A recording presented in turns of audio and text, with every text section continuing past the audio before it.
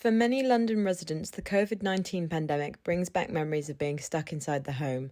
But for volunteers at one of the city's community heritage projects, Carshalton Lavender, the pandemic was a crucial reminder of how having access to green spaces is important for our mental health. Every year, Carshalton Lavender run a non-for-profit pick-your-own-harvest weekend led by their volunteers.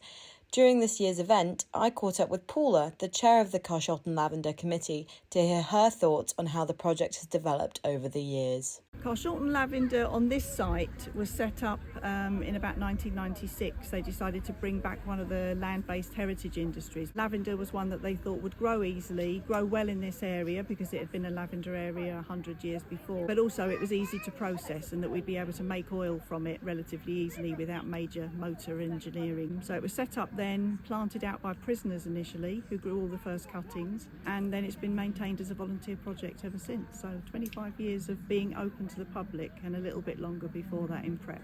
It started off being a really relaxing way to spend a Saturday morning, a bit of weeding. I love gardening, so weeding in lavender was really lovely.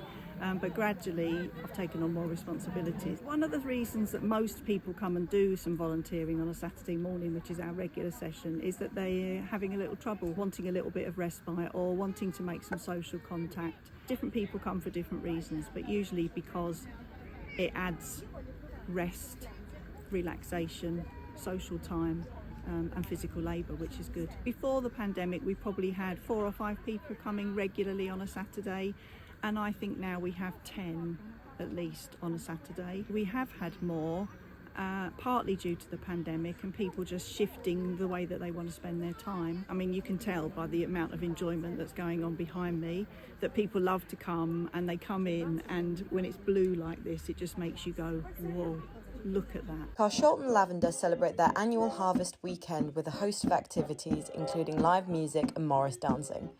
This year's harvest attracted over 2,000 visitors from across the city. All are here to admire the lavender cultivated by hard-working volunteers. According to data provided by the London Assembly, those living within 300 metres of green space reported high levels of life satisfaction, self-worth and happiness.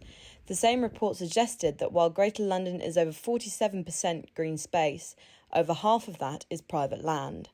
I spoke to June, who has been volunteering in the gardens for 8 years, about why she chooses to participate.